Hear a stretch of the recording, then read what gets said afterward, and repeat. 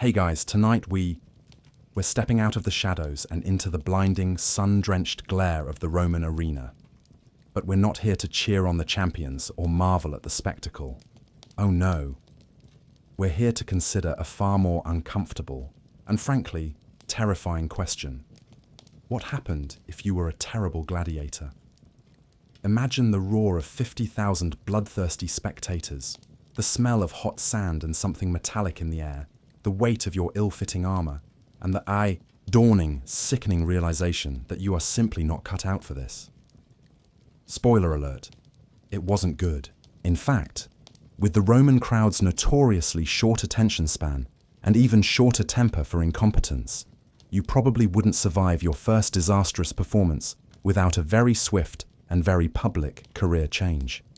So, before you get comfortable, take a moment to like the video and subscribe, but only if you genuinely enjoy what I do here. And hey, drop your location and local time in the comments below. It's always fascinating to see where everyone's drifting off from.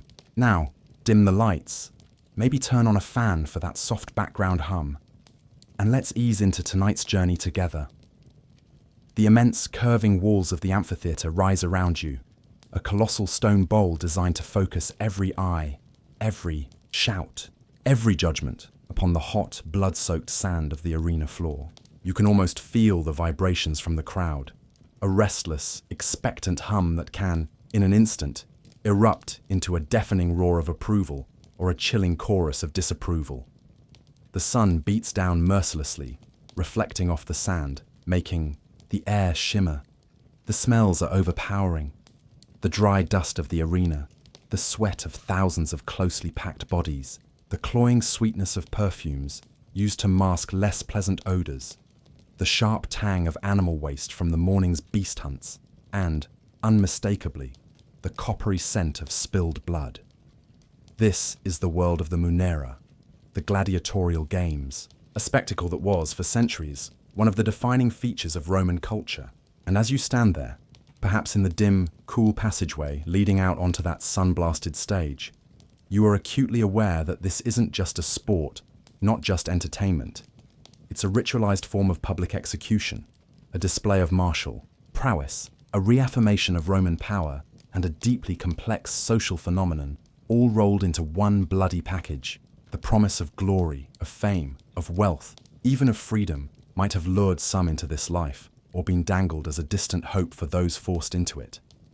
But that promise walked hand in hand with the very real, very immediate possibility of a dreadful, agonizing end. The gladiators themselves were a diverse lot.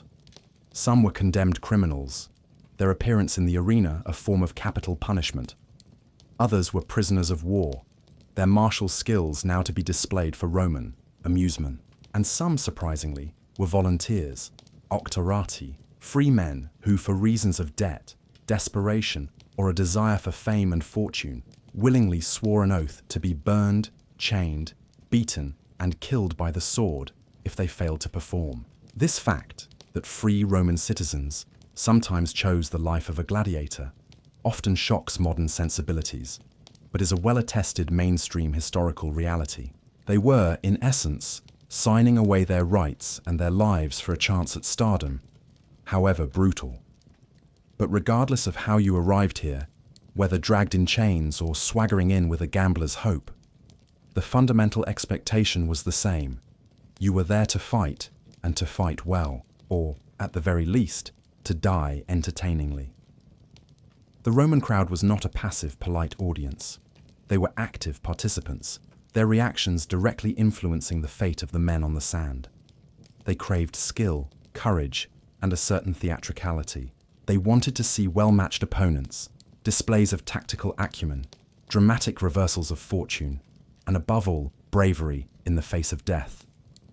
The silence just before a combat begins can be almost as deafening as the roar that follows. You can hear your own heart pounding, the rasp of your breath in your ill-fitting helmet, the jingle of your opponent's armor as he shifts his weight. The weight of 50,000 pairs of eyes is a physical pressure. And in that moment, the fear must have been immense. Not just the fear of pain or death, but perhaps also the fear of failure, the fear of disappointing that vast, fickle, and ultimately life-or-death wielding crowd. The glory of the arena was a fickle mistress, a successful gladiator, one who consistently won, who displayed skill and courage, could become a superstar, his name chanted by the crowds, his image scratched onto walls, his exploits celebrated.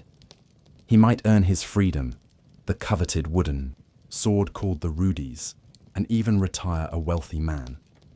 But these were the exceptions, the glittering few who survived and thrived in this brutal world. For every champion, there were countless others who met a grim end on the sand, their dreams of glory dissolving into a bloody stain. The precise nature of the promise of glory versus the possibility of a dreadful end for different types of gladiators, criminals, POWs, volunteers, and how their prospects and treatment might have varied, is a complex subject that historians continue to piece together from often fragmentary archaeological and textual evidence. But the underlying tension, the razor's edge between adulation and annihilation, was a constant for all who stepped onto that sun-baked stage. And as you stand there, poised at the threshold of the arena, the roar of the crowd a distant, hungry sound, you can't help but wonder, what if you're not one of the champions? What if your skills are lacking, your courage fails, or you simply have a spectacularly bad day in front of 50,000 paying customers who have come expecting blood and spectacle? The thought itself sends a cold shiver down your spine, a premonition that the silence of fear might soon be all that's left of your ambitions. The distant roar of that expectant Roman crowd still echoes in your ears, a hungry sound that seems to demand a spectacle. But before you, or any gladiator, could step onto that sun-baked sand, there was a brutal, unforgiving path to be trod, a crucible designed to forge men into fighting machines or to mercilessly weed out those deemed unfit for the bloody entertainment to come. You are now stepping into the harsh, disciplined, and often terrifying world of the ludus gladiatorius, the gladiatorial training school, a place where raw recruits were molded, hammered, and sometimes broken, all in preparation for their potential debut or their swift demise in the arena. Imagine a stark, walled compound, perhaps located on the outskirts of a major Roman city, or even within its bustling heart, like the famous Ludus Magnus, right next to the Colosseum in Rome. The air here is thick with the clang of practice weapons, the grunts and shouts of men exerting themselves, the sharp commands of the trainers, and the pervasive smell of sweat, oiled leather, and fear. This isn't a school in any gentle sense of the word. It's a high-stakes training camp, a factory for producing human weapons. The men, and occasionally, though rarely women, who found themselves in a ludus came from diverse backgrounds, as you know.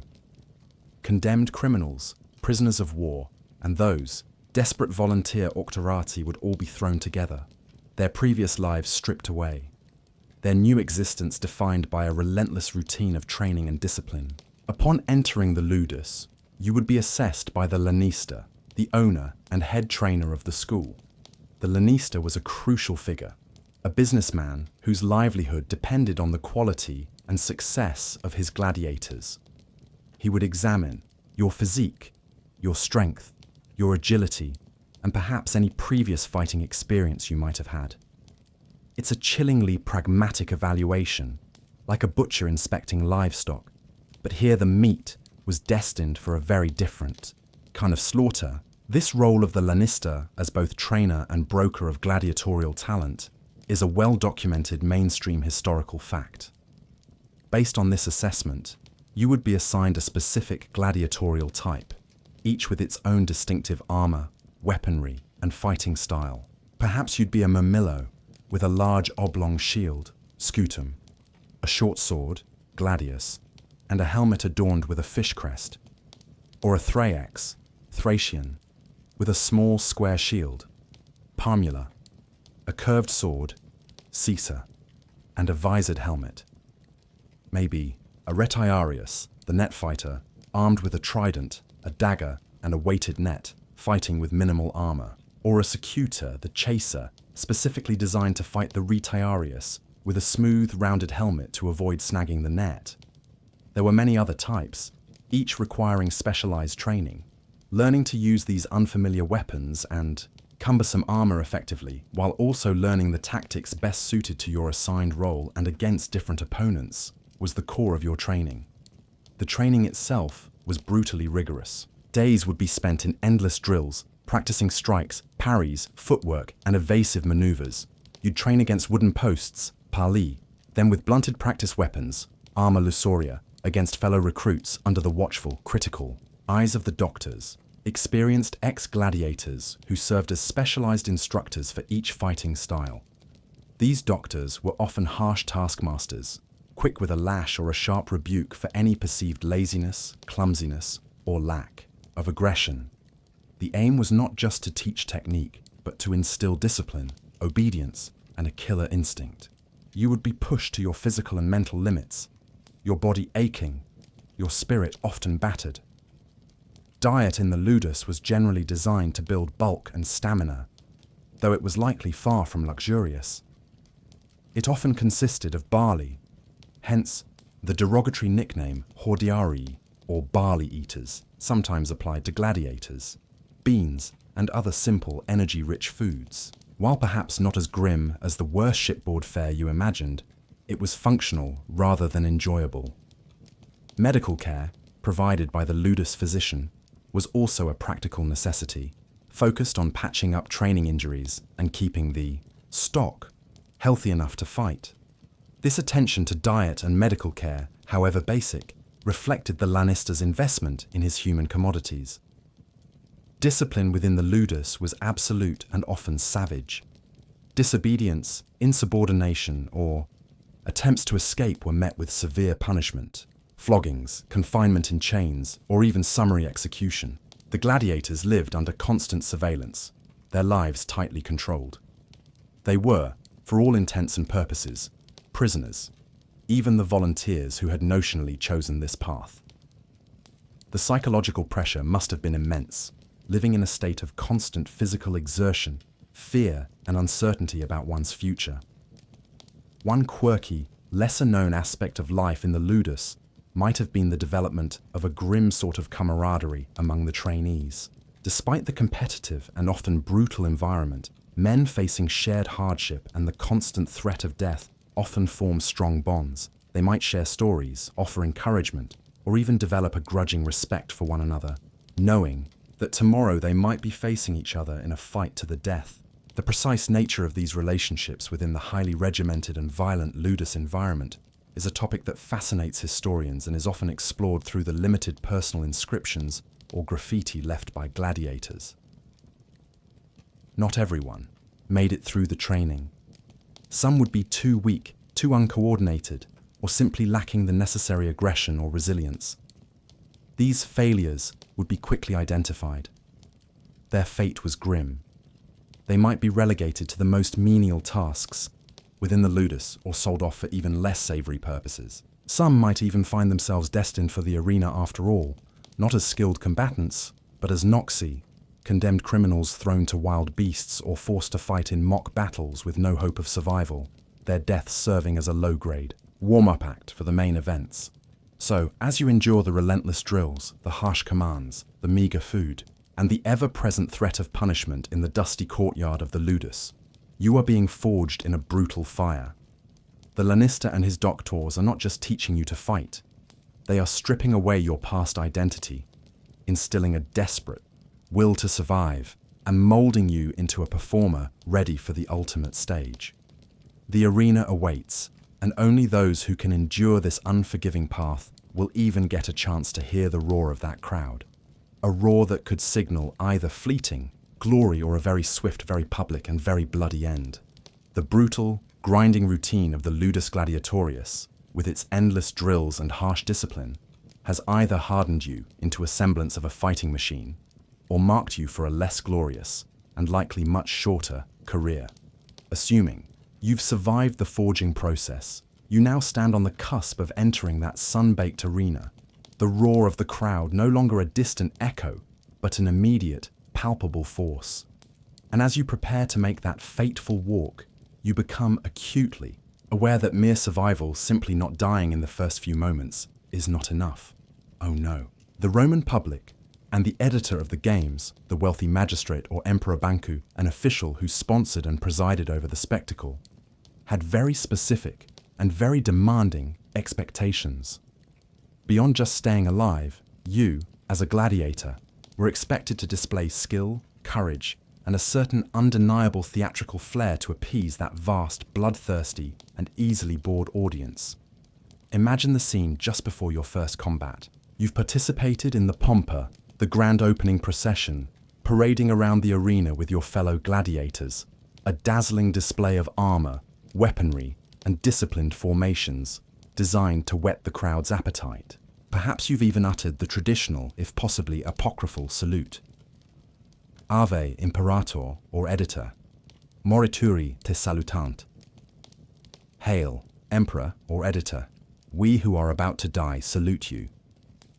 The historical accuracy and universality of this salute are still debated by scholars, with some suggesting it was used only on specific rare occasions, perhaps by condemned criminals, rather than by all gladiators before every fight. Now the preliminaries are over. The sand of the arena has been freshly raked. The crowd is settled, their anticipation at fever pitch. Your opponent stands across from you, equally armed, equally desperate. The trumpet blares, and the combat begins. In this moment, you are not just a fighter, you are an entertainer. The Romans who flocked to the amphitheaters, and they came from all walks of life, from senators in their reserved boxes to the common plebs in the upper tiers, were connoisseurs of violence, yes, but also of skill and spectacle. They didn't just want to see two men hack away at each other randomly. They wanted to see technique, strategy, and bravery. Skill, ars or scientia, was paramount. Each type of gladiator, as you know from your training in the ludus, had a specific set of weapons and armor and a particular fighting style. A murmillo fighting a thraex or a retiarius against a secutor were classic pairings, each designed to offer a contrast in styles and a tactical challenge. The crowd would appreciate a well-timed parry, a skillful feint, an agile dodge, or a cleverly executed attack. They could recognize the fine points of swordsmanship, the effective use of a shield, or the cunning deployment of a net. A gladiator, who fought with intelligence and precision, who understood the strengths and weaknesses of his own equipment and that of his opponent, would earn their respect, even if he was ultimately defeated. This appreciation for skilled combat, not just brute force, is a mainstream historical fact about gladiatorial contests. Courage, virtues, was equally, if not more, important. The crowd despised cowardice. A gladiator who shied away from combat, who constantly retreated, who dropped his weapon and begged for mercy too soon, would invite their scorn and derision. They wanted to see men face death bravely, to fight on even when wounded, to display a stoic acceptance of their fate if defeat was inevitable. A gladiator who died well, fighting to the last breath, could earn more admiration than one who survived, through timid or uninspired tactics. This emphasis on dying bravely was a key part of the gladiatorial ethos, a way of transforming a brutal execution or a violent death into a display of Roman virtue. And then there was the theatrical flair, the spectaculum. Gladiatorial combats were, in essence, live-action dramas. The elaborate armor, the distinct fighting styles, the carefully orchestrated pairings, the musical accompaniment, often provided by hydraulic organs, trumpets, and horns, all contributed to the theatricality of the event. A gladiator who understood this, who could play to the crowd, who could project an image of fierce determination or stoic resolve, who could perhaps even develop a distinctive persona, would be more likely to capture their imagination and their favor.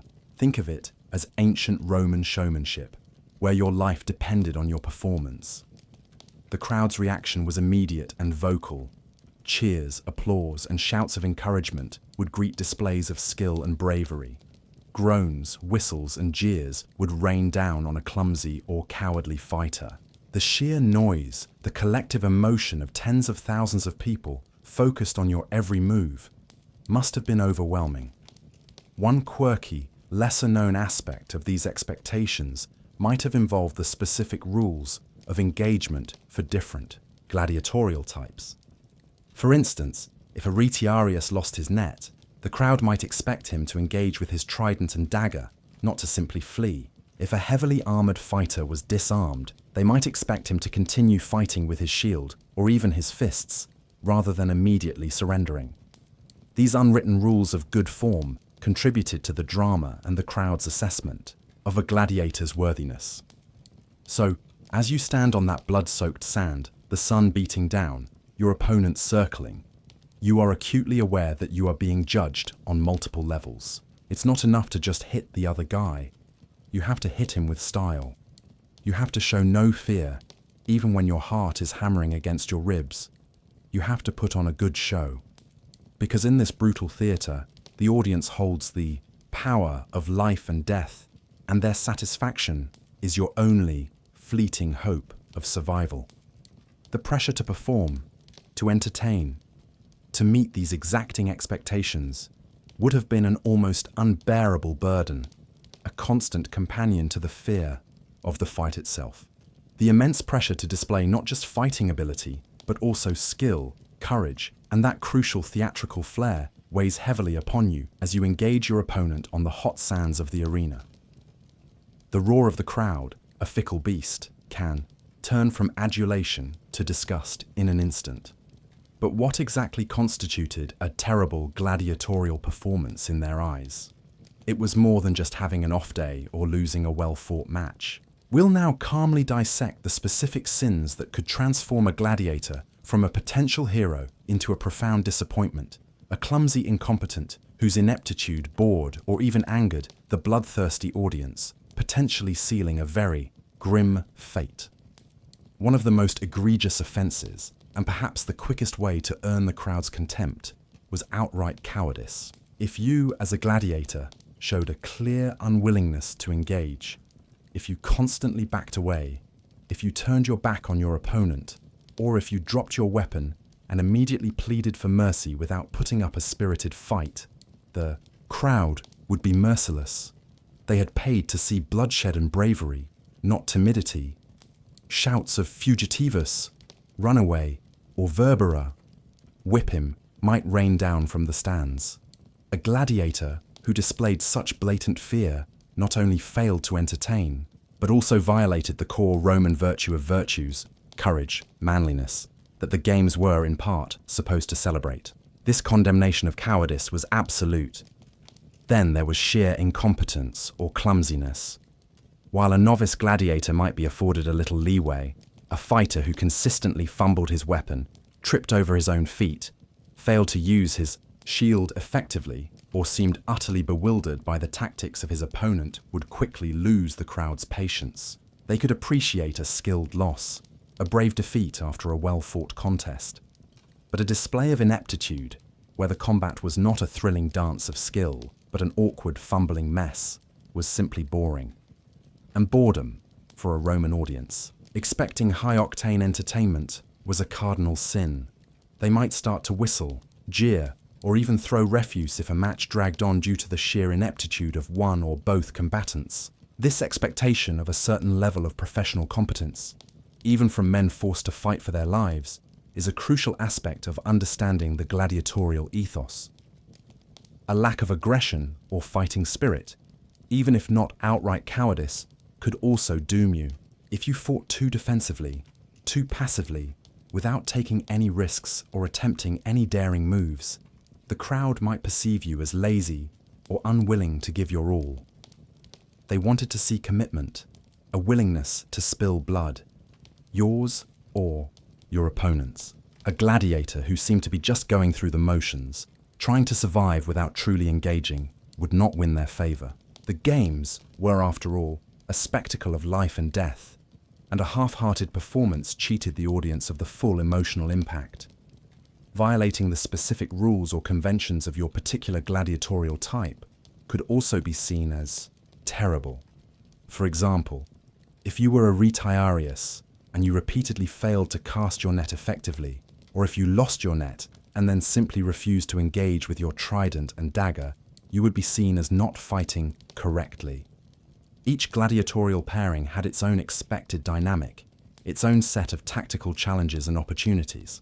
A gladiator who didn't understand or respect these conventions, or who tried to fight in a way that was inappropriate for his equipment, would appear unskilled and unprofessional.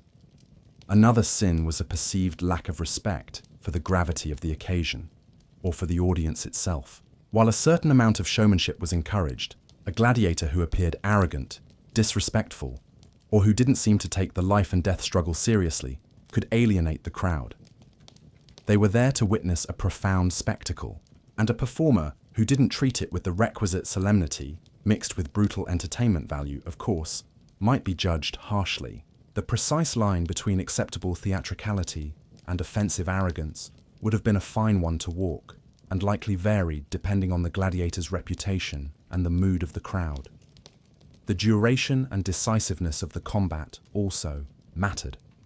While a long, drawn-out battle between two equally skilled and courageous fighters could be thrilling, a fight that dragged on due to mutual incompetence or excessive caution from both sides would become tedious. The audience wanted a clear outcome, a decisive victory, or a brave defeat. An inconclusive or sloppy fight that ended, for example, with both gladiators too exhausted or too inept to continue effectively, would be a disappointment.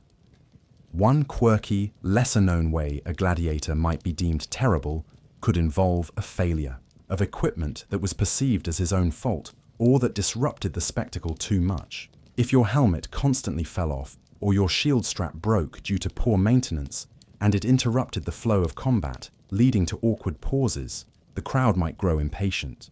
While accidents happened, repeated issues might suggest a lack of professionalism or preparation. It is a subject of ongoing discussion among historians how much the quality and maintenance of a gladiator's equipment provided by the lanista was their personal responsibility versus the school's, but any failure that spoiled the show could reflect badly on the individual performer.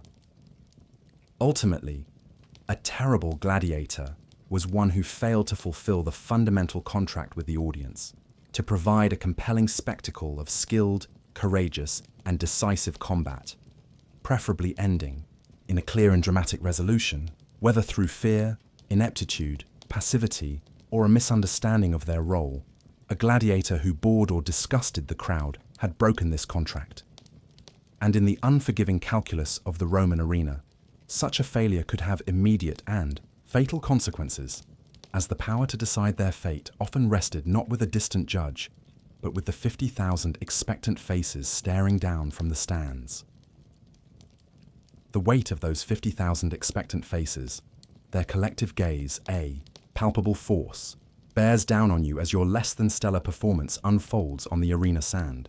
You fumbled your weapon, perhaps shown a regrettable reluctance to engage, or simply displayed a level of incompetence that has transformed the crowd's initial anticipation into restless murmurs, then jeers, and now, perhaps, a chilling, unified roar of disapproval. For a gladiator who has failed to impress, who has been deemed terrible by the demanding Roman public, the immediate judgment, the cruel calculus of life or death, often rested not in the hands of a distant magistrate, but with the spectators themselves, and crucially, with the editor of the games. The sponsor, be it a wealthy official or the emperor himself, whose displeasure, signaled by a simple, infamous gesture, could spell instant, unmerciful doom. Imagine you are defeated. Your opponent stands over you, his weapon poised. You are wounded, exhausted, your shield lost, your sword arm useless. According to tradition, you might raise a finger, usually the index finger of your left hand, a plea for missio, for mercy, for your life to be spared. This gesture signals your surrender, your acknowledgement of defeat. Now, all eyes turn from you and your victorious opponent to the stands, specifically to the box where the editor of the games is seated. The fate of a defeated gladiator was not automatically death. Many were spared, especially if they had fought bravely or were popular. This decision-making process involving the crowd and the editor is a mainstream historical fact, though its precise mechanics are still debated. The crowd plays a crucial role in this moment. Their shouts, their gestures, their collective will can heavily influence the editor's decision. If you fought bravely and well, even in defeat, they might roar their approval, waving handkerchiefs or gesturing for you to be spared. But if your performance was deemed cowardly, inept, or simply boring, if you were one of those terrible gladiators, their reaction would be very different. They might shout "Ugula," slay him, cut his throat, or make the infamous gesture that signaled death. Ah, that gesture. For centuries, popular culture has depicted this as thumbs down for death and thumbs up for life. However, the historical evidence for the exact nature of these gestures is surprisingly ambiguous and a subject of ongoing scholarly debate. The Latin phrase often cited is pollis verso, meaning with a turned thumb. Some scholars argue that thumbs down might indeed have meant death, perhaps mimicking the act of plunging a sword downwards. Others suggest that thumbs up, or perhaps a hidden thumb, pollis compresso, might have signaled death, representing a sheathed sword, no mercy, while a thumb pointed in another direction, or simply waving cloths, indicated a desire for the gladiator to be spared. There is no definitive, universally accepted answer. What is clear, however, is that the crowd did have a way of expressing its collective desire for life or death, and the editor paid close attention. The editor, the sponsor, of these lavish and expensive games, had the ultimate say. He might be swayed by the crowd's reaction, or he might have his own reasons for sparing or condemning a defeated gladiator. Perhaps he had a particular fondness for a certain fighter, or perhaps he wanted to appear merciful, or conversely, to demonstrate his ruthlessness. If he was the emperor himself, his decision would carry immense political weight. He would listen to the crowd, gauge their mood, and then make his signal. If he extended his arm and gave the signal for death, whatever that precise gesture was, your fate was sealed. There was no appeal, no higher court.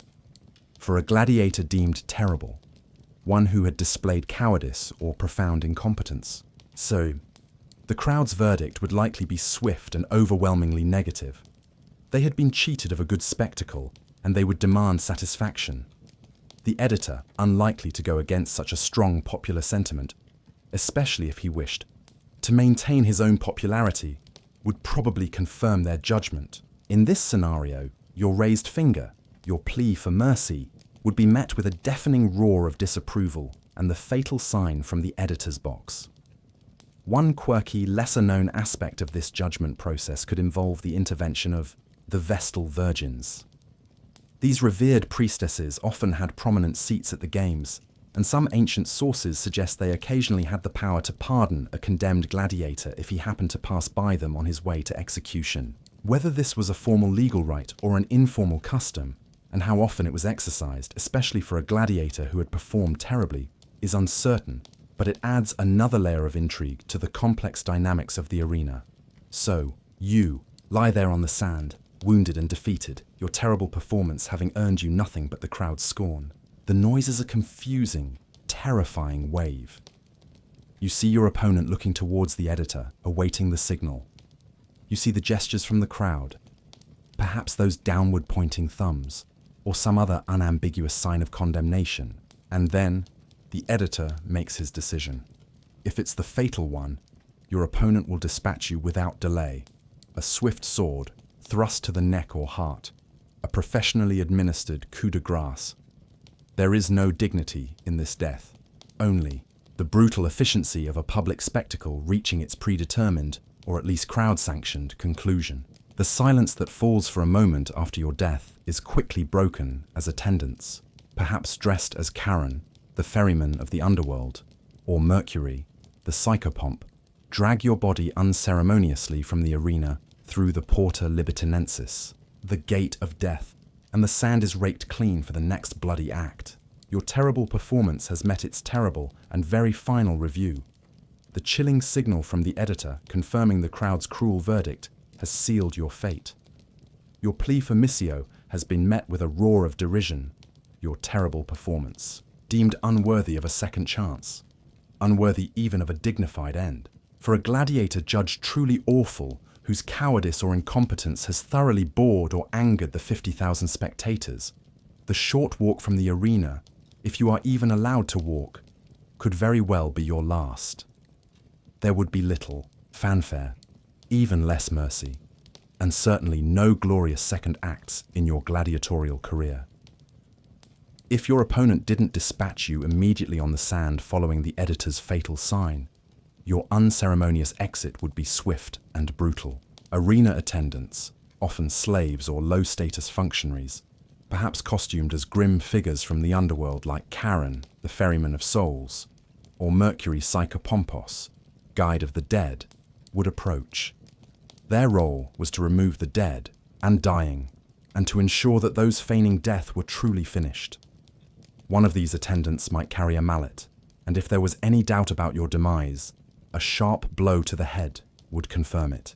This practice, of attendants dressed as underworld deities testing for signs of life, is a well-attested, if gruesome, mainstream historical fact of the Roman games. It added a layer of dark theatricality to the proceedings, blurring the line between spectacle and ritual. Then, your body, whether lifeless or nearly so, would be dragged unceremoniously from the arena. There would be no respectful carrying off on a shield for a gladiator who had performed terribly. Instead, you might be hooked by the ankle or neck with a large metal hook and dragged out through the Porta Libitinensis, the gate of death, named after the Roman goddess of funerals and corpses. This gate was typically situated opposite the Porta Triumphalis, through which the victorious gladiators and grand processions entered. Your exit would be ignominious, a stark contrast to the hopeful parade you might have participated in just hours before. The sand would be raked over the spot where you fell, erasing any trace of your failed performance, readying the stage for the next combatant, the next potential hero or victim. What happened to your body then? Unlike successful gladiators who might receive a proper burial, perhaps even in a collegium, a burial society, established by fellow fighters, the corpse of a disgraced or condemned gladiator, especially one who was a criminal or a slave, might be treated with little respect. It could be thrown into a common pit, or perhaps even into the Tiber River. The Romans were generally quite meticulous about funerary rites, believing that an unburied spirit could not find peace, but exceptions were likely made for those deemed utterly worthless or deserving of ultimate dishonor. The precise funerary arrangements for different classes of gladiators, and how a terrible performance might have impacted them, is an area where archaeological evidence from gladiator cemeteries and textual sources sometimes offer conflicting or incomplete pictures, remaining a subject for further scholarly investigation. There would be no eulogies, no grieving fans for the gladiator who died terribly. Your name, if it was ever known, would be quickly forgotten, or perhaps only remembered, as an example of how not to fight. The crowd, their bloodlust momentarily sated, or their boredom momentarily relieved by your demise, would quickly turn their attention to the next event on the program, perhaps another gladiatorial pairing, a beast hunt, or even a public execution of criminals. Your failure was merely a brief, unlamented interlude in a long day of bloody entertainment. It's important to remember that not all terrible gladiators were necessarily killed in their first failed outing, especially if they were part of a Lanista's expensive troupe, and not a condemned criminal simply being executed. If the editor and crowd granted missio despite a poor showing, perhaps due to the Lanista's influence, or if the gladiator was a novice and the crowd felt a flicker of pity, the return to the ludus would be one of shame and dread. You would face the wrath of the Lanista, who had invested time and money in your training, only to see you disgrace yourself and potentially damage the reputation of his school. Harsh punishments, floggings, reduced rations, demotion to the most menial tasks, or being forced to train even more brutally, would likely follow. Your prospects for future fights, if you were given any, would be grim. You would be marked as a failure, a potential liability. One quirky, lesser-known aspect of a gladiator's exit from the arena, successful or not, could involve the spoliarium. This was a room or area near the arena where dead or dying gladiators were taken. Here, they would be stripped of their armor and weapons, which were valuable property of the lanista. For those still alive but mortally wounded, this might be where they breathed their last, or where they were perhaps dispatched by arena staff if their suffering was too prolonged, or their injuries too grievous for any hope of recovery. It was a grim, functional space, the backstage antechamber to death. So whether your unceremonious exit was a drag through the gate of death after a fatal judgment on the sand, or a shamefaced return to the ludus to face the lanista's fury, one thing was clear. There were generally no second acts for a gladiator deemed truly terrible by the Roman audience. The arena was an unforgiving stage, and its demand for skilled, courageous, and entertaining bloodshed left little room for incompetence or cowardice. Your brief, inglorious career would serve as a stark warning to others. In the Roman games, you either performed to expectations or you paid the ultimate price. The grim finality of that unceremonious exit from the arena, whether dragged through the gate of death or returning in shame to the ludus, still hangs heavy in the air. For those gladiators who managed to survive a terrible performance, perhaps spared by a capricious crowd or a calculating lanista, life did not suddenly become easier. The prospects for those who consistently failed to impress, who repeatedly demonstrated a lack of skill, courage, or that essential theatrical flair, were bleak indeed. Demotion within the ludus, increasingly harsh punishments, or the horrifying possibility of being deemed utterly useless as a fighter, and instead thrown to wild beasts as mere, unarmored fodder. These were the grim realities that awaited a gladiator who just couldn't make the grade. Imagine yourself back in the ludus gladiatorius, having survived your disastrous debut. The brief, terrifying exposure to the arena has only amplified your fear, and your ineptitude is now a matter of public record. The lanista, his investment in you looking increasingly shaky, would not be pleased. His initial assessment of your potential has proven wildly optimistic, and his patience, like his profit margin, would be wearing thin. You are no longer a promising recruit. You are a problem, a disappointment, a drain on resources. Your status within the ludus would plummet. You might be demoted from training with the more experienced doctors and other promising fighters. Instead, you could find yourself relegated to the most basic, grueling, and demeaning tasks. Perhaps you'd be forced to clean the latrines, tend to the animals, if the ludus also supplied beasts for the venaciones, the wild animal hunts, or perform endless, exhausting menial labor, all while enduring the scorn and ridicule of your more successful, or at least less catastrophically unsuccessful, peers. The camaraderie you might have once hoped for would likely evaporate, replaced by contempt or pity. Punishments for continued poor performance in training, or for any perceived lack of effort, would likely become more frequent and more severe. The lash of the flagrum, a particularly brutal Roman whip, sometimes with pieces of metal or bone attached to its thongs, would become a familiar sensation. Your rations might be reduced, your already minimal comforts curtailed. The lanista's aim would be either to somehow beat a competent fighter into you through sheer brutality, or to break your spirit entirely, rendering you compliant for whatever alternative fate he had in mind. This use of harsh corporal punishment to enforce discipline and attempt to improve performance in gladiatorial schools is a well-attested feature of their brutal regime, a mainstream historical fact. If, despite these measures, you continued to fail, if you showed no aptitude for any gladiatorial style, if your cowardice remained incurable, the lanista would eventually have to cut his losses. A living, breathing gladiator who couldn't fight effectively was a useless expense. What then? One horrifying possibility was to be sold or condemned ad bestias, to the beasts. This meant you would be sent into the arena, not as a gladiator, to fight another human, but as unarmed or barely armed, fodder for lions, tigers, bears, or other wild animals unleashed during the venations that often formed part of the day's spectacle.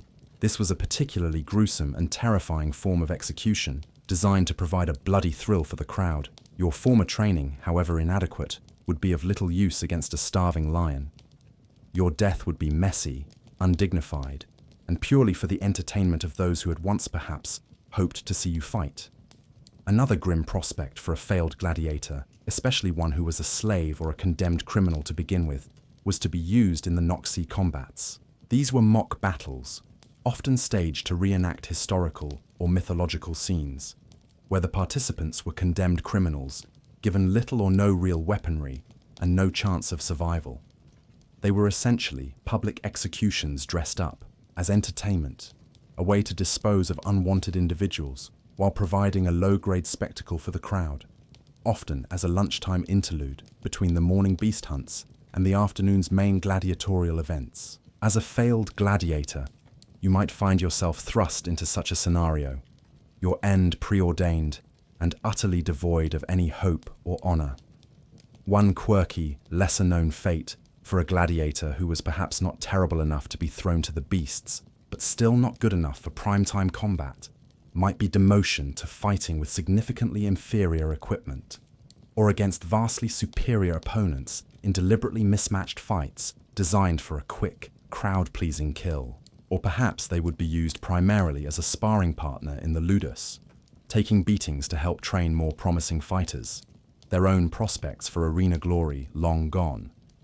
The precise career trajectory, or lack thereof, for gladiators who consistently underperformed is not always clearly documented, as historical sources tend to focus on the champions or the spectacularly doomed, but it's logical to assume Laniste had ways of dealing with underperforming assets. It's a bleak picture, isn't it? The path from the arena back to the ludus after a failed performance was not one of gentle retraining and encouragement. It was a descent into an even harsher, more desperate existence, where the threat of a truly horrific end loomed ever larger. The Lanista was running a business, and sentimentality had no place in his calculations.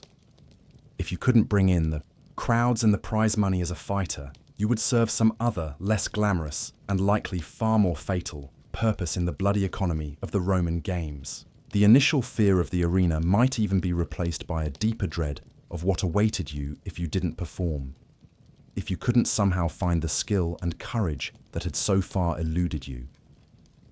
The grim prospects for a failed gladiator, whether facing the beasts or the brutal realities of the ludus, begin to fade from your immediate focus. Your sleepy gaze now shifts from the blood-soaked sand of the amphitheater to another, equally iconic, Roman venue of spectacle and potential disaster, the Circus Maximus.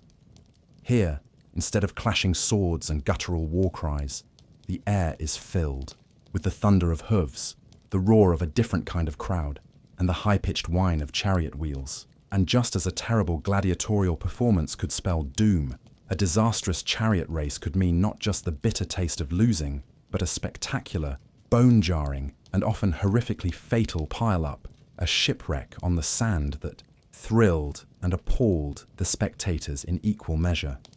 Imagine yourself as a charioteer, a auriga, perched precariously on a light, flimsy two-wheeled chariot, your reins wrapped tightly around your waist, a dangerous practice that made it difficult to escape if you crashed, controlling a team of 4, a quadriga, or sometimes 2, bigger, highly strung, powerful horses. The Circus Maximus, a vast, elongated arena, could hold, by some estimates, over 150,000 spectators, making it the largest entertainment venue in Rome. The noise from this immense crowd, cheering for their favored faction, the reds, whites, blues or greens, would be a deafening, continuous roar. The factions were not just racing teams, they were deeply ingrained social institutions, inspiring a fanatical loyalty that sometimes spilled over into riots in the streets. This intense factionalism surrounding chariot racing is a well-documented mainstream historical fact of Roman life. The race itself was a brutal, high-speed affair, typically 7 laps around the long central barrier. The spina, which was adorned with statues, obelisks, and the lap counters, often large, movable eggs or dolphins. The track was narrow, dusty, and treacherous, especially at the sharp turning posts, meaty at either end. These turns were where most of the chariots of calamity occurred. Going into a turn too fast, cutting off an opponent too aggressively, or simply losing control of your highly agitated team of horses could result in a catastrophic crash. Picture the scene. You're thundering down the track, the wind tearing at your tunic, the roar of the crowd, a physical force, dust and grit. Kicked up by the horses and other chariots sting your eyes. You're jostling for position, your wheels sometimes only inches from those of your rivals. The horses are straining, their breath coming in ragged gasps, their bodies lathered in sweat. Then you approach the meta. You try to take the turn as tightly as possible to gain an advantage, but perhaps another chariot bumps you from behind, or one of your horses stumbles, or you simply misjudge the angle. Suddenly, your world explodes into chaos. The chariot flips, a tangle of splintering wood and snapping leather. You're thrown clear, or worse, dragged along by the reins still wrapped around your waist, your body bouncing and scraping against the hard-packed sand as your terrified horses continue to bolt. Other chariots, following close behind and unable to stop or swerve in time, pile into the wreckage, creating a horrific multi-chariot pile-up. The naufragium, or shipwreck, as the Romans poetically if grimly called it. Horses scream, men shout, wood splinters, and the crowd either gasps in horror or roars with a morbid excitement. For a charioteer caught in such a calamity, the chances of survival were not good. Broken limbs, crushed ribs, severe head injuries, or being trampled by horses, your own or others, were common. If you were dragged, you could be flayed alive by the abrasive sand. Attendants, the cursores and sparsors, who also sprinkled water on the track to keep the dust down, would rush onto the track to clear the wreckage, tend to the injured, if possible, and disentangle the horses, all while other chariots continued to race around them at breakneck speed. It was a scene of incredible danger and gruesome spectacle. Even if you weren't involved in a major crash, simply losing control of your team or performing poorly could invite the scorn of the crowd, particularly if you were racing for a popular faction. Charioteers, like gladiators, could become superstars, earning vast sums of money and adulation if they were successful. Figures like Gaius Appuleius Diocles, who raced for over 2 decades in the 2nd century CE and amassed a fortune, were the celebrities of their day. But for every Diocles, there were countless others whose careers were short and inglorious, ending in injury or death. One quirky, lesser-known aspect of Roman chariot racing involved the use of curses or defictiones. These were lead tablets inscribed with magical curses, often calling upon underworld deities to harm or impede rival charioteers or their horses. These tablets would then be secretly buried near the circus or thrown onto the track, in the hope that they would bring about a disastrous performance for the targeted individual or faction. The discovery of numerous such curse tablets attests to the intense rivalries and the deep-seated belief in magic within the world of Roman chariot racing. The life of a charioteer, much like that of a gladiator, was one of constant risk. Most were of low social status, slaves, freedmen, or from the poorest classes of freeborn citizens. While success could bring fame and fortune, the price of failure, or even just bad luck, could be a horrific death witnessed by tens of thousands. The precise training methods for Roman charioteers and the organization of the stables, stabula, associated with each faction are subjects that historians continue to piece together from archaeological remains, like the Circus Maximus itself, and references in ancient texts. So, as you grip those reins, the thunder of hooves shaking the very ground beneath your flimsy chariot, you are not just racing for victory, you are racing for your life. The roar of the crowd is a fickle master, quick to praise a daring move, but equally quick to revel in the bloody spectacle of a calamitous crash. The Circus Maximus, for all its popular appeal, was a brutal stage, and a terrible performance here, marked by a disastrous pile-up, was a public tragedy and a gruesome entertainment all in one. The thunder of hooves and the roar of the circus, Maximus crowd begin to fade, replaced by a different kind of public clamour. Perhaps the polite applause or the equally dreaded silence of a Roman theatre. Our sleepy gaze now shifts from the high-octane dangers of the arena and the racetrack to the world of the Roman stage, the scaena. And here too, failure to perform, to entertain, to meet the audience's expectations could have dire, if usually less immediately fatal, consequences. Imagine the Roman actor, his face perhaps hidden behind a stylized mask, his voice projecting to the upper tiers, knowing that a forgotten line, a clumsy gesture, or a poorly received performance could invite not just critical disdain, but a hail of rotten fruit, public ridicule, or even in some cases, official displeasure. These were the thespian nightmares of antiquity. You find yourself in a Roman theatre, perhaps a grand stone structure like the Theatre of Marcellus, or a smaller, more intimate wooden venue.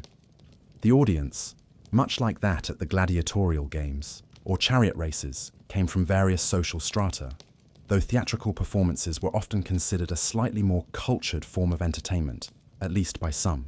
They watched a variety of genres, tragedies adapted from Greek originals, bawdy comedies, like those of Plautus and Terence, pantomimes, storytelling through dance and gesture, often with a single masked performer playing all the roles, and farces or mimes, which could be quite coarse and satirical.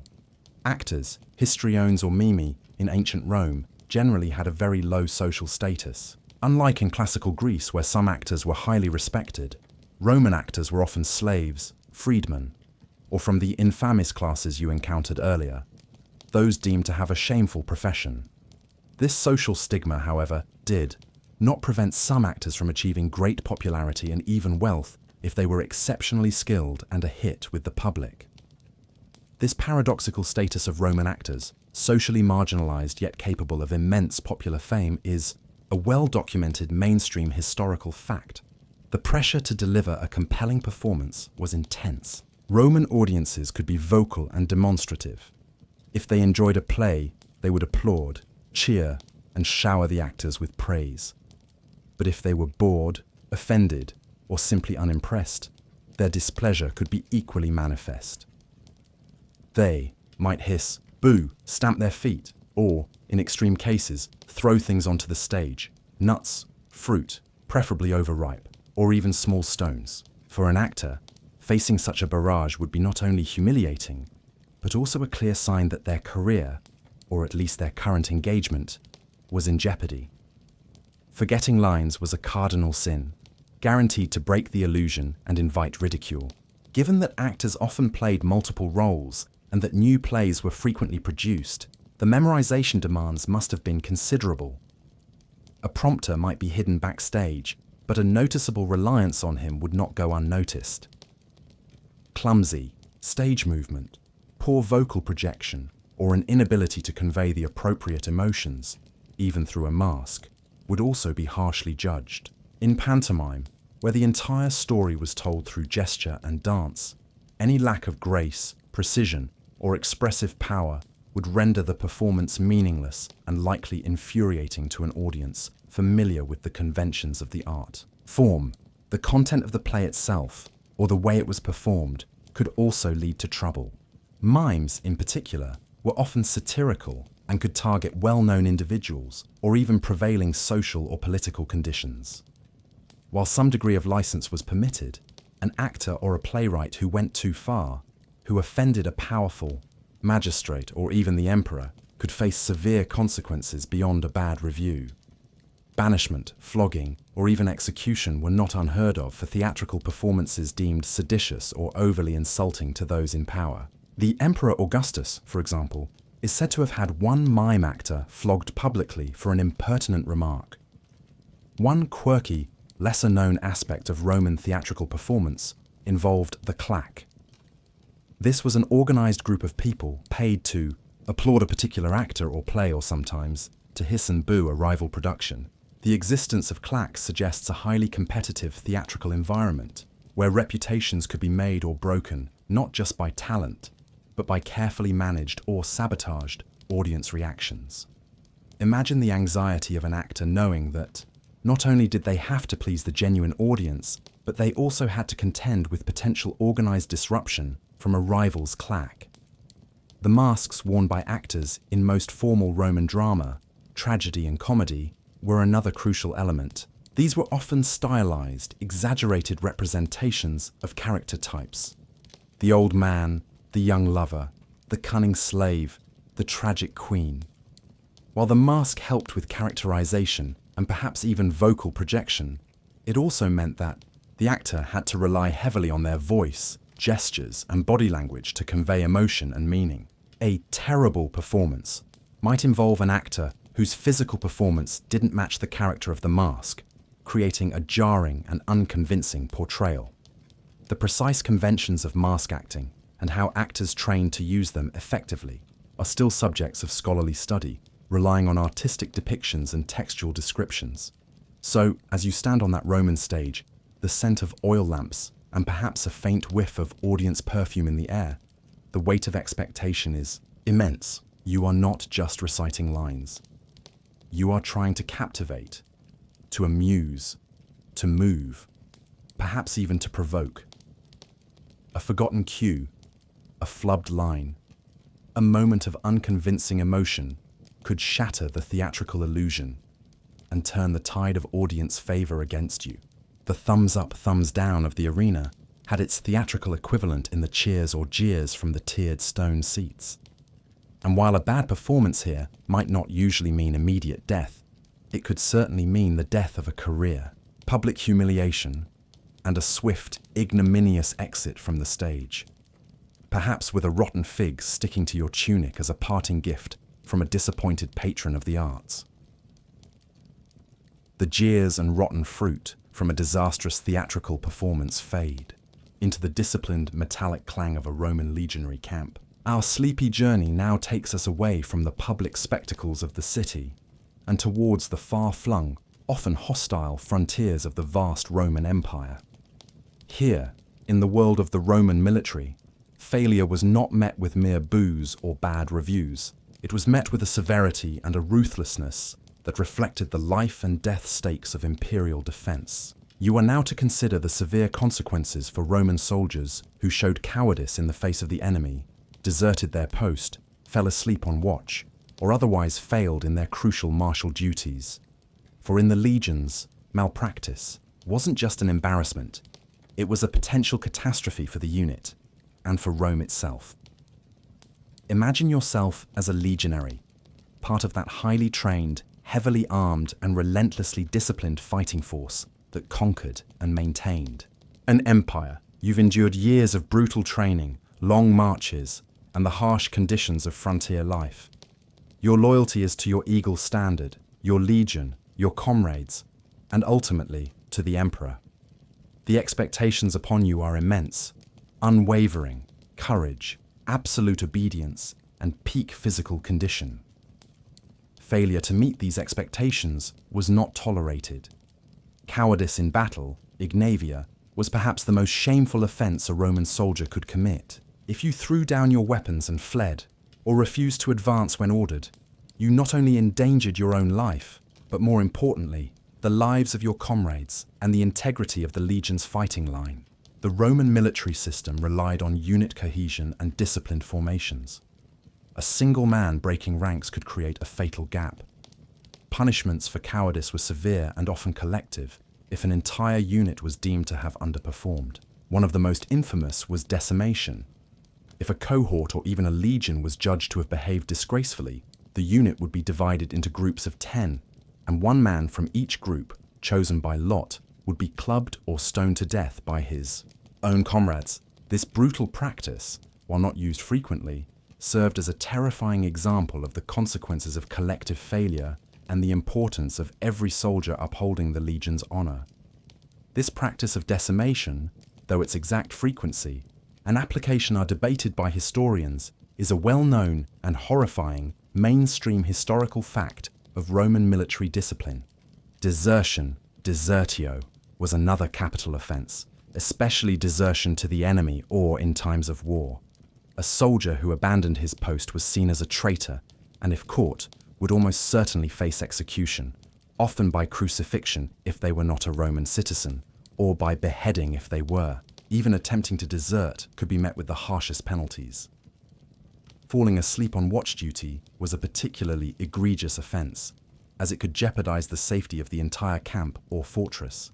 A sentry caught sleeping could be sentenced to death by fustuarium, a ritualistic clubbing or stoning to death by the soldiers of his own garrison, who would form two lines and strike the condemned man as he was forced to run between them. It was a brutal and highly personal form of execution, emphasizing the collective responsibility for security. Insubordination, striking a centurion or other officer, or inciting mutiny were also capital crimes. Discipline was the bedrock of the Roman army, and any challenge to the chain of command was dealt with ruthlessly. Mutinies did occur, often over pay, conditions, or unpopular commanders, but they were incredibly risky undertakings for the soldiers involved. If a mutiny failed, the ringleaders would be executed, and harsh punishments meted out to the rest. Beyond these capital offences, there were numerous lesser, but still serious failures that could result in severe punishment. Losing your equipment, being found drunk on duty, feigning illness to avoid service, or engaging in theft from comrades could lead to floggings, demotion, extra duties, pay deductions, or public humiliation, such as being forced to stand in front of the camp holding a clod of earth instead of a shield, or wearing female clothing. The centurions, the backbone of the legion, wielded a vine staff, vitis, as a symbol of their authority, and were not shy about using it to enforce discipline and correct minor infractions. One quirky, lesser-known aspect of Roman military failure could involve the loss of the legion's eagle standard, aquila. The eagle was the sacred symbol of the legion, its soul. To lose it in battle was the ultimate disgrace, a source of profound shame for the entire unit. Legions that lost their eagles would go to extraordinary lengths, sometimes for years, to recover them, and the soldiers involved in its loss, if they survived, would face ignominy. While not a personal failure in the same way as cowardice, it was a collective disgrace that carried immense weight. The precise application of military justice could vary depending on the commander, the circumstances, and the era. Some generals were known for their strictness, others for their leniency, though leniency was often seen as a weakness. However, the underlying principle was always the same. The Roman army demanded absolute obedience, courage, and efficiency. Failure was not an option if the empire was to survive and expand. The pressures on an individual legionary were immense. He was not just a fighter, he was a cog in a vast military machine, and any malfunction in that cog could have catastrophic consequences. So, as you stand your watch on a cold, wind-swept night on Hadrian's Wall, or march under a blistering Syrian sun, the knowledge of these severe penalties is a constant companion. A moment of fear, a lapse in concentration, a foolish act of defiance, any of these could lead to a swift and brutal end, far from home, with your name perhaps recorded only as a deserter or a coward. The military malpractice you might commit wouldn't just lead to a bad performance review, it could lead directly to your execution, a stark reminder of the unforgiving nature of Roman military life. The stark, unforgiving discipline of the Roman legionary camp, with its life or death consequences for failure, begins to recede, and your sleepy attention drifts into a different, though still highly competitive, sphere of ancient life. The bustling workshops and marketplaces where artisans and craftsmen plied their trades. Here, while a bungled commission or a piece of shoddy workmanship might not result in decimation or crucifixion, it could still lead to a different kind of professional demise. The ruin of an artisan's reputation, the loss of their livelihood, and the slow, agonizing crumbling of their standing within a competitive and often unforgiving market. We'll now wander through these ancient workshops, where the pressure to produce quality goods was intense, and where artisanal aggravations could have serious, if less immediately fatal, repercussions. Imagine yourself in a crowded Roman Macellum, market hall, or a Greek agora, surrounded by the sights, sounds, and smells of commerce. You see potters displaying their wares, amphorae for wine and oil, fine red-gloss tableware, humble cooking pots. Nearby, a weaver shows off intricately patterned textiles, a shoemaker carefully stitches a leather sandal, a blacksmith hammers glowing iron into tools or weapons, and a jeweler meticulously sets tiny gemstones into a golden earring. These artisans, whether working independently or as part of a larger workshop, perhaps even enslaved but highly skilled, relied on their craftsmanship to earn a living and build a reputation. In a world without mass production, as we know it, where most goods were handmade, the skill of the individual artisan was paramount. A customer commissioning a piece of furniture, a statue, a mosaic floor, or even just a new tunic expected quality. If the finished product was poorly made, if the potter's vase leaked, the carpenter's chair wobbled, the weaver's cloth unraveled, or the sculptor's portrait bore no resemblance to the subject, the customer would, quite rightly, be displeased. Word of shoddy workmanship would spread quickly in the relatively small, interconnected communities of the ancient world. A reputation for producing inferior goods could be devastating, leading to a loss of future commissions and, ultimately, financial ruin. This reliance on reputation and word of mouth for artisans is a mainstream historical fact of pre-industrial economies. What constituted shoddy workmanship? It could be anything from using inferior materials, to careless execution, to a finished product that simply didn't meet the agreed-upon specifications. If you, as a stonemason, were contracted to build a wall of a certain height and thickness using a specific type of stone, and you cut corners, the client, and perhaps even the local magistrate overseeing building standards, would have grounds for complaint. Legal codes, like that of Hammurabi you encountered earlier, with its rather severe penalties for negligent builders, often included provisions dealing with the responsibilities and liabilities of craftsmen. While not always as draconian as Hammurabi's edicts, most ancient legal systems had mechanisms for resolving disputes between artisans and their clients, often involving fines, the requirement to redo the work, or compensation for damages. Consider the pressure on an artist, like a painter or a mosaicist, commissioned to create a work for a wealthy patron or a public building. The expectations would be high. The finished piece needed to be not only technically proficient, but also aesthetically pleasing, and perhaps imbued with the correct symbolic meaning. A bungled fresco, a poorly executed mosaic that started to fall apart, or a statue that was deemed ugly or disproportionate could lead to the artist being ridiculed, their commission refused, and their chances of future patronage severely diminished. The names of some renowned ancient artists, like Phidias, Praxiteles, or Apelles, have come down to us precisely because their skill was exceptional.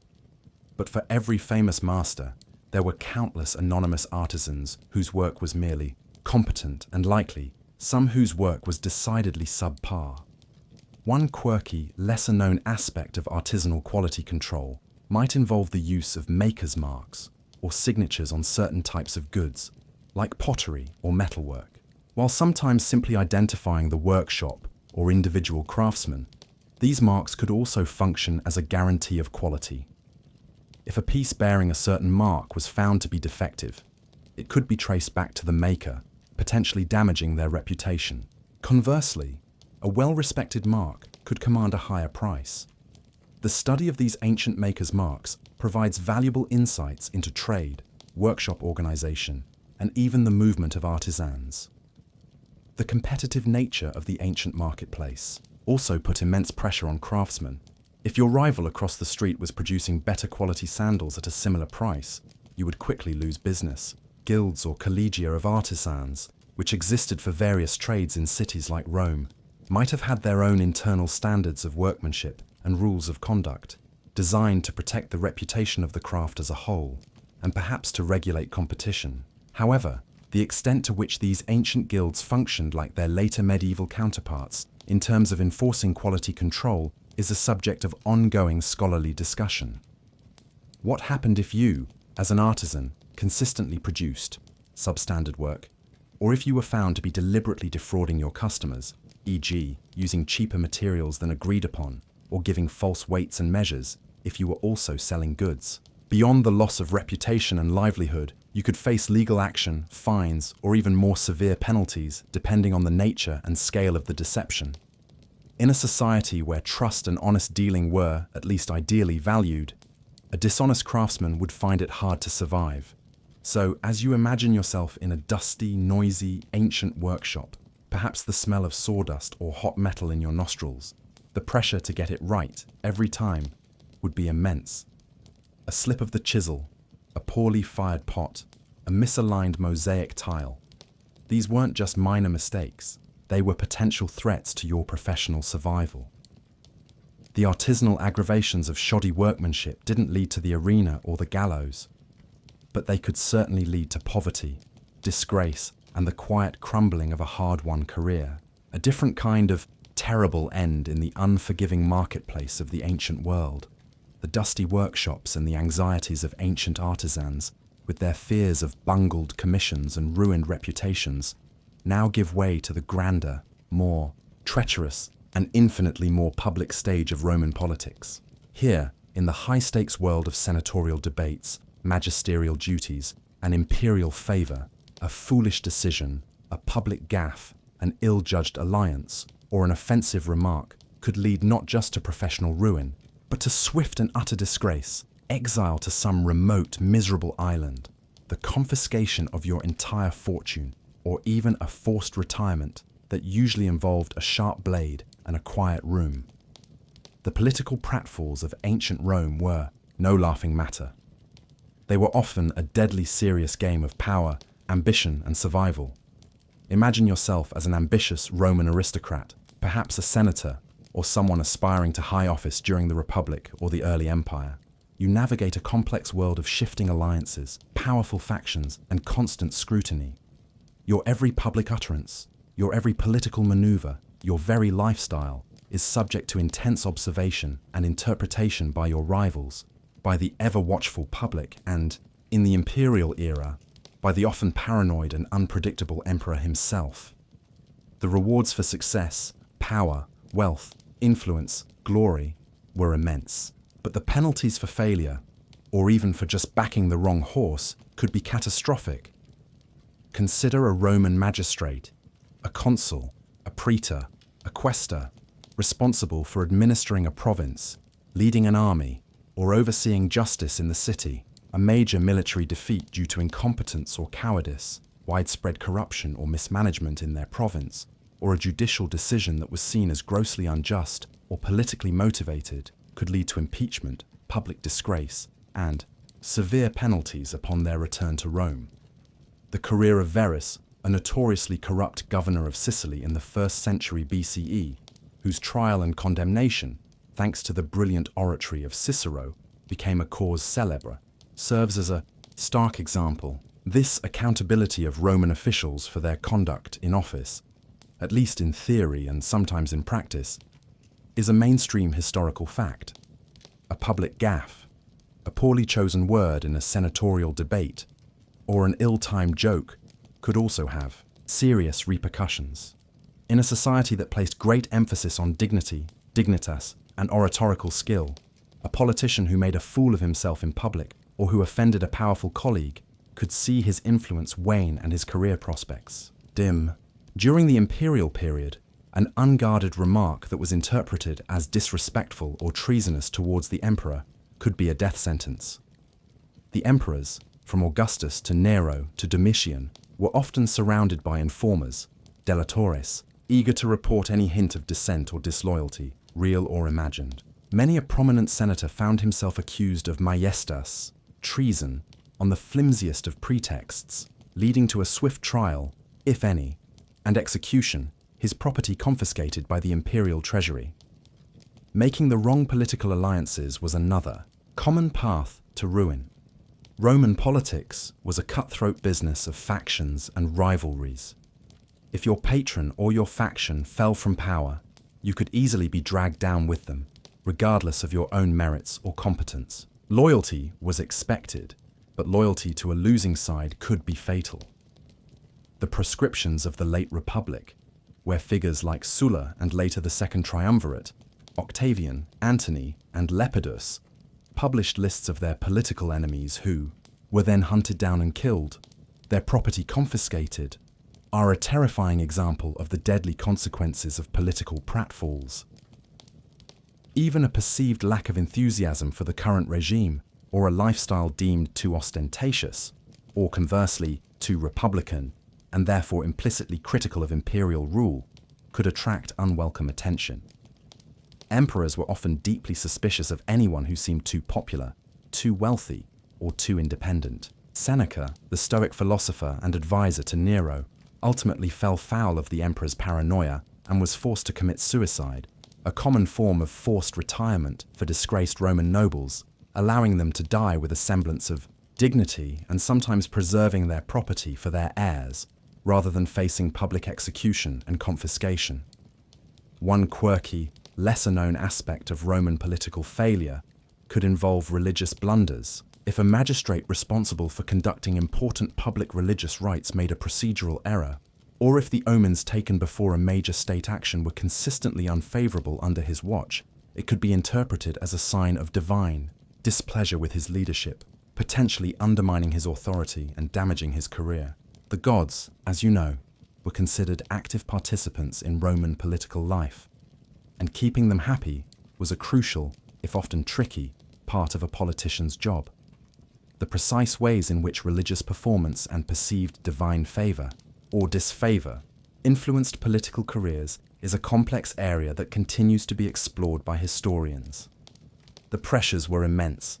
You had to be a skilled orator, a competent administrator, a brave soldier, if your career path demanded it, a shrewd political operator, and, under the emperors, an expert in navigating the treacherous currents of the imperial court.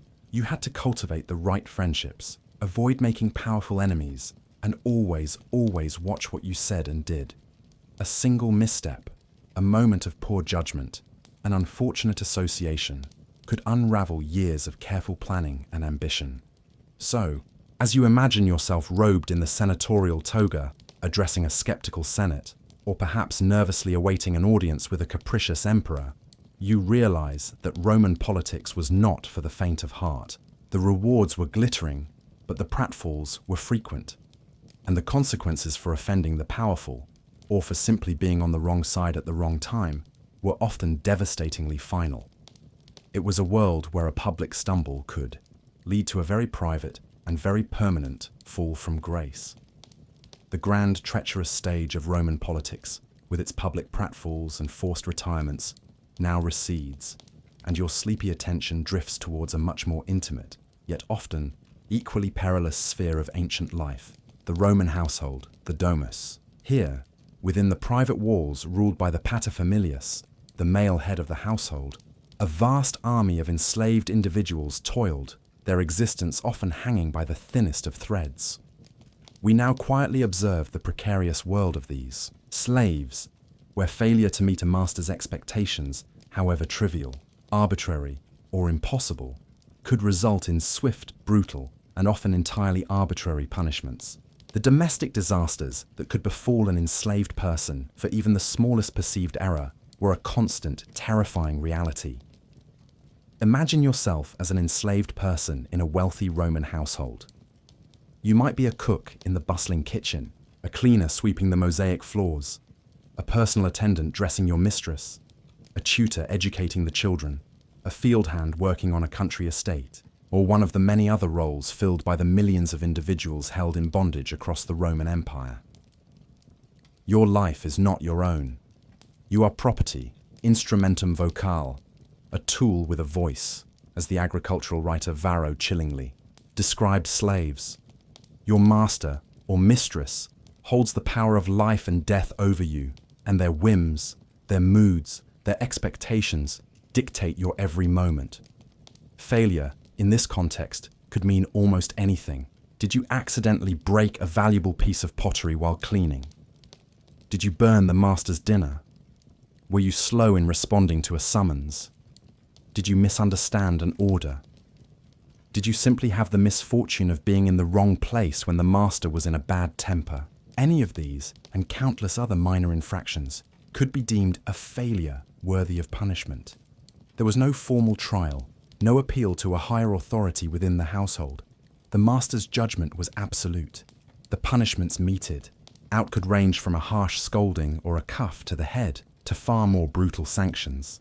Flogging with a whip, flagellum, or rods was a common occurrence, often administered for the slightest perceived offense.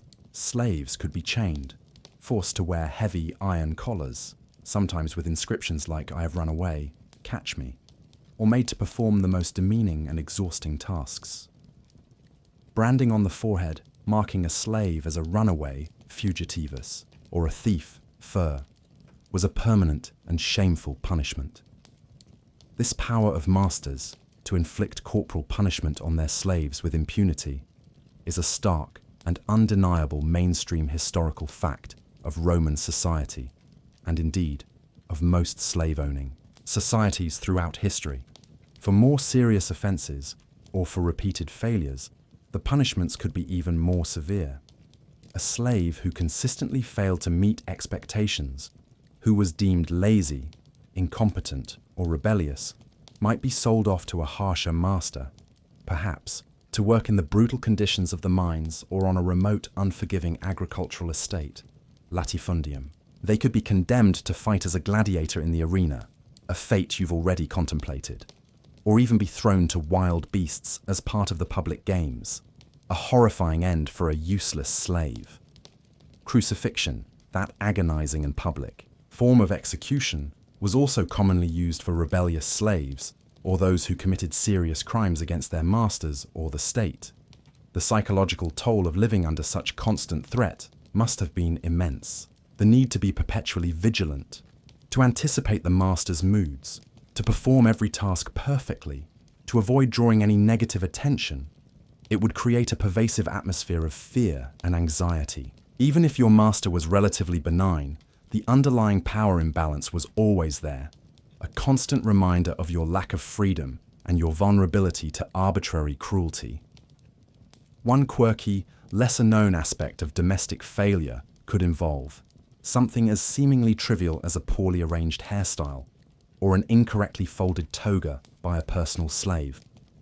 For a wealthy Roman, personal appearance was incredibly important, a reflection of their status. A slave responsible for their master or mistress's toilette who made a mistake could face severe repercussions, as even a minor imperfection in appearance could cause public embarrassment for their owner. The satirist Juvenal paints vivid, if exaggerated, pictures of Roman mistresses raging at their hairdressing slaves for the slightest error.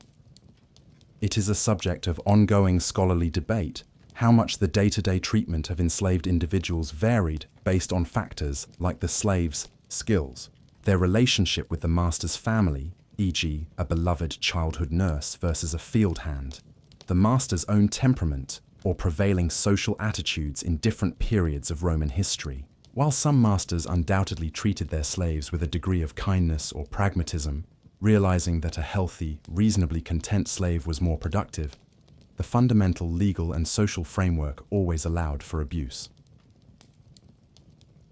The lives of enslaved women were particularly precarious, as they were vulnerable not only to the same harsh punishments as men, but also to sexual exploitation by their masters' sons, or even overseers, with little or no legal recourse. A failure in this context could be entirely outside their control, yet still result in punishment or further suffering.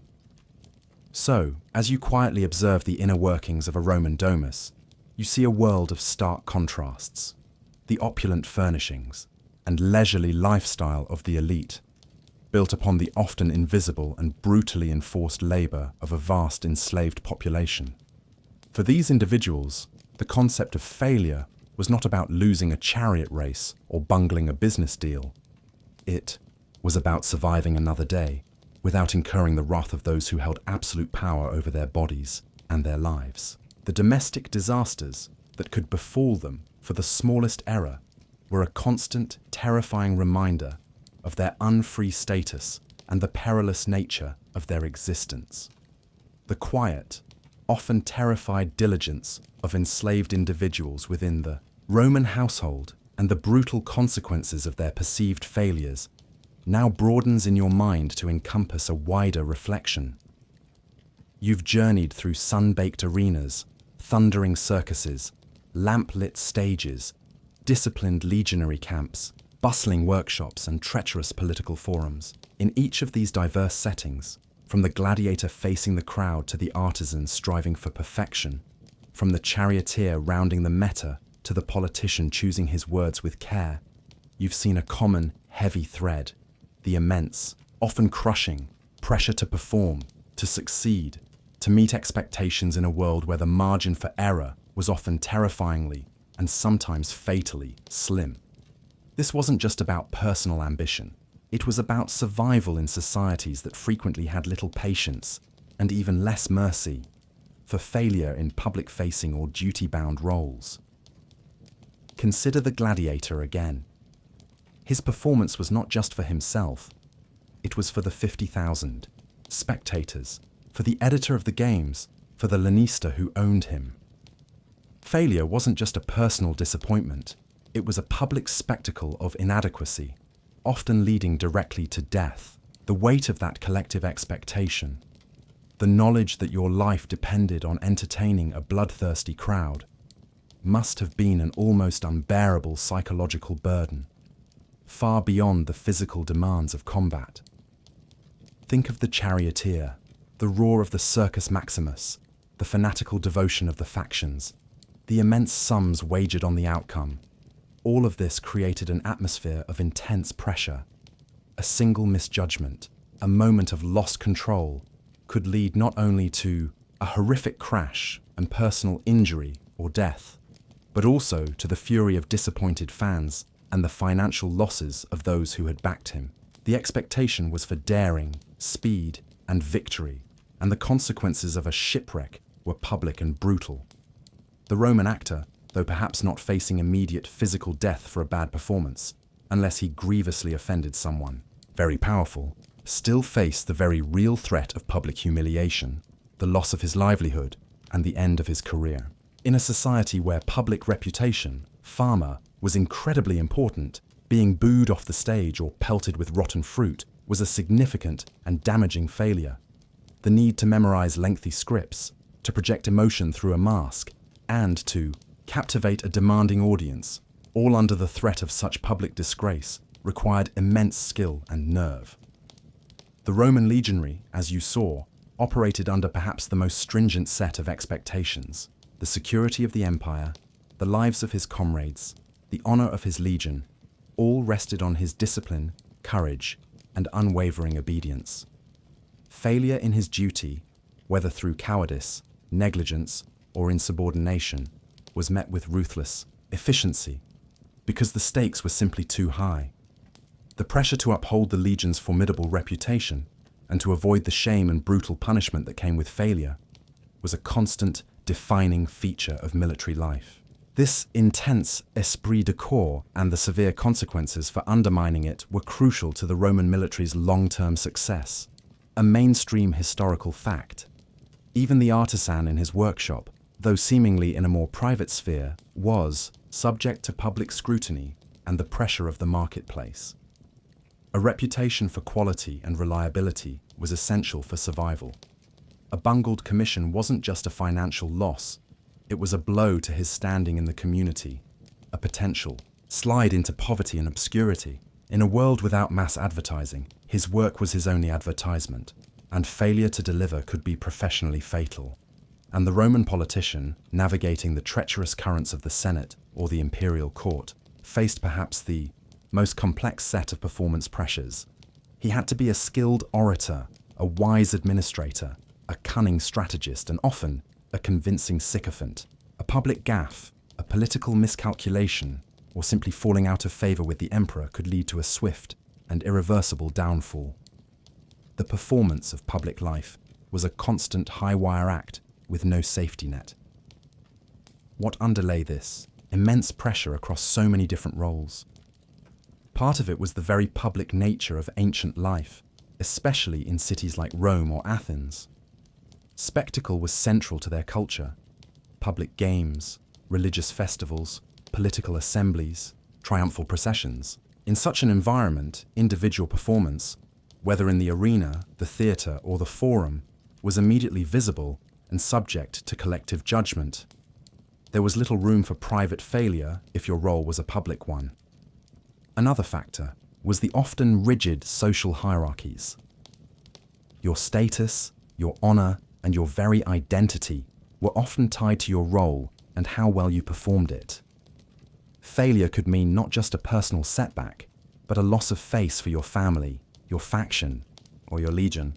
The shame associated with public failure was a powerful motivator. The perceived stakes were also incredibly high. For a gladiator or a soldier, it was life or death. For a politician, it could be power or exile. For an artisan, it was livelihood or ruin. Even for an actor, it was popular adulation or public scorn. In a world with fewer safety nets and less social mobility than our own, for most people, the consequences of failure could be far more devastating and permanent. The precise ways in which different ancient societies defined success and failure in these public roles, and the cultural values that underpin these definitions, are rich areas of ongoing historical and anthropological inquiry. One quirky, lesser-known aspect of this pressure to perform might be found in the realm of public speaking and rhetoric, which was so crucial in Greek and Roman society. An aspiring politician or lawyer who consistently failed to persuade or impress an audience with his oratory skills, who was deemed a poor speaker, would find his ambitions severely curtailed. There were even schools of rhetoric dedicated to teaching these performance skills, highlighting their importance. A terrible speech could be as damaging to a career as a terrible gladiatorial combat was to a life. So, as you reflect on these varied ancient lives, you see that the burden of public performance, the need to meet often exacting and unforgiving expectations, was a heavy one indeed.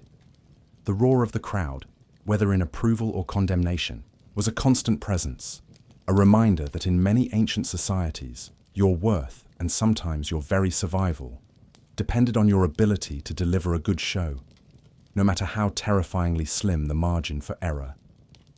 The echoes of those ancient crowds, their roars of approval and their chilling howls of condemnation, begin to fade into a softer, more contemplative silence. Your journey through the arenas, circuses, stages, and forums of antiquity, witnessing the often brutal consequences of a terrible performance, is drawing to its gentle, sleepy close.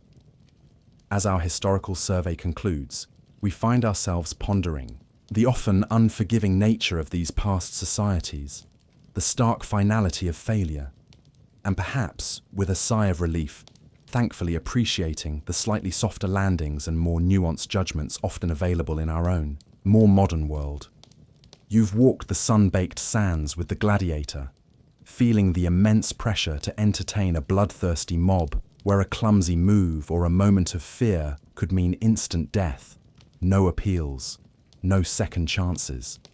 You've felt the unforgiving discipline of the ludus, where failure to meet the lannister's expectations could lead to demotion, brutal punishment, or being cast off as mere fodder for the beasts.